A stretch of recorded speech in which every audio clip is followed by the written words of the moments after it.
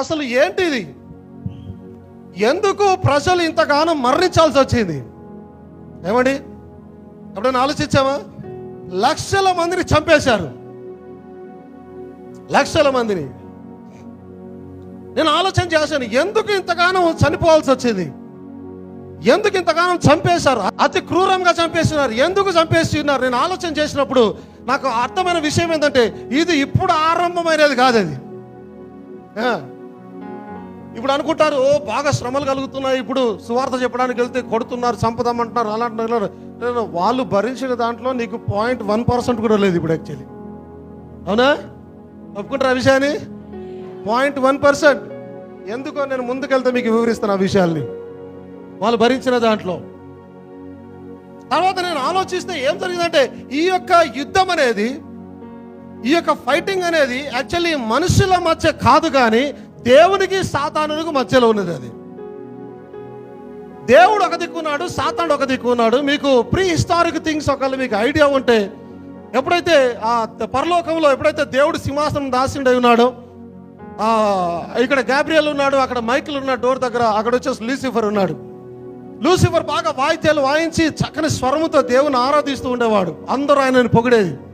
నువ్వు చాలా చక్కగా ఉన్నావు, చాలా అందంగా ఉన్నావు, ఇదిగో దేవుడి రోజున నిన్ను మెచ్చుకున్నాను నీ పాటను బట్టి అని ఆయనను బాగా ఇది చేసినప్పుడు ఆయన మెల్లిగా మెల్లిగా ఏమాడు, ఉప్పొంగిపోయాడు. ఇంకా నేనే ఒక లీడర్ని, నేనే ఒక లీడర్ని అంటూ మెల్లిగా ఉప్పొంగిపోయి, వాక్యంలో క్లియర్గా రాబడింది, ఒక దినమున దేవుడు ఎప్పుడైతే పక్కకు జరిగి గాబ్రియల్తో కొన్ని విషయాలు మాట్లాడుతున్నాడో, వాడు సీట్లోకి వచ్చి కూర్చోవడానికి ప్రయత్నం చేస్తూ ఉన్నాడు.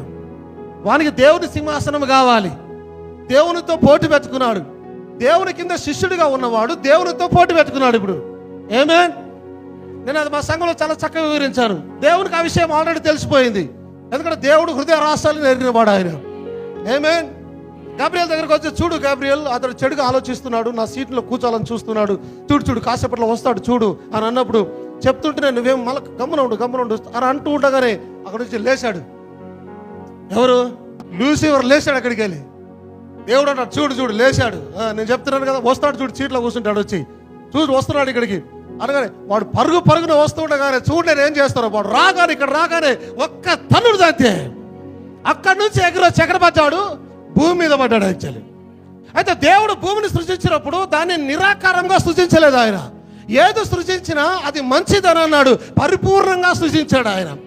కానీ వాక్యంలో రాయబడింది, భూమి నిరాకారంగాను శూన్యంగా మారింది. భూమి నిరాకారంగా ఎలా మారింది అని అంటే, ఎప్పుడైతే సాతానుని తన్ని పరలోకం నుంచి వెళ్ళగొచ్చాడో, వాడు భూమి మీద పడిన తర్వాత వాని కోపంతో, వాని ఎంట వచ్చినట్టు ఆ దూతలతో భూమిని మొత్తం నాశనం చేసేసాడు. భూమి నిరాకారంగా మారిపోయింది. పగబెట్టుకున్నాడు ఇప్పుడు. ఆమేన్. కుటుంబీకుడు ఇప్పుడు ఏమయ్యాడు? పగవాడయ్యాడు, శత్రువయ్యాడు.